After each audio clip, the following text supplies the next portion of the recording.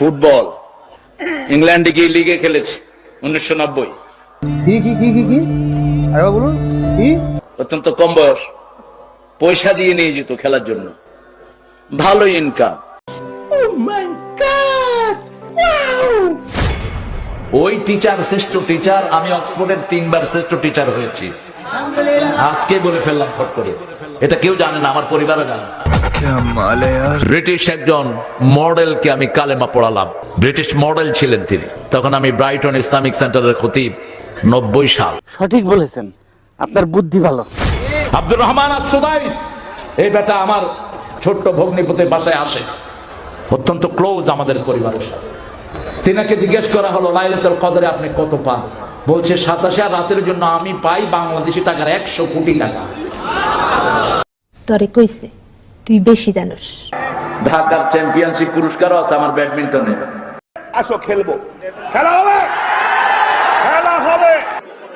গত 2 সপ্তাহ আগে সৌদি রিয়াদের একজন ইমাম একটা বই নিয়ে আমাকে এসে বলছেন, আমি ওই যে আল্লাহ আমাকে চাঁদে দেখেছি সৌদি আরব থেকে। আমরা হুজুরকে আনবো ইনশাআল্লাহ। আমরা হেলিকপ্টার ঠিক করছি, এটা ঠিক করছি, সেটা ঠিক করছি।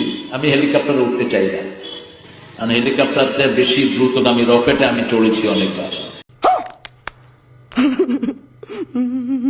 দুনিয়ার সবচেয়ে বড় পয়সাওয়ালা বেলগ্রেড আইফোনের মালিক দেখা হয়েছে আমার সাথে। স্যামসাং কোম্পানির মালিক আমাকে দাওয়াত করলেন, মিস্টার স্যামসাং।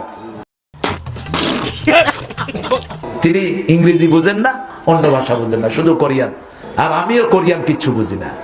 আমার টুপি ওর মাথা দিয়ে দিলাম, মিস্টার স্যামসাং পৃথিবীর শ্রেষ্ঠ একটা কোম্পানি।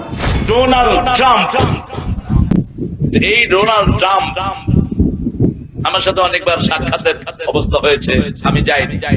এই ট্রাম্প হলো তার পারিবারিক লকব, এই তারাম। এই লোকটার দাদা পরদাদা ছিল সিরিয়া, হাদিসে তার নাম এসেছে।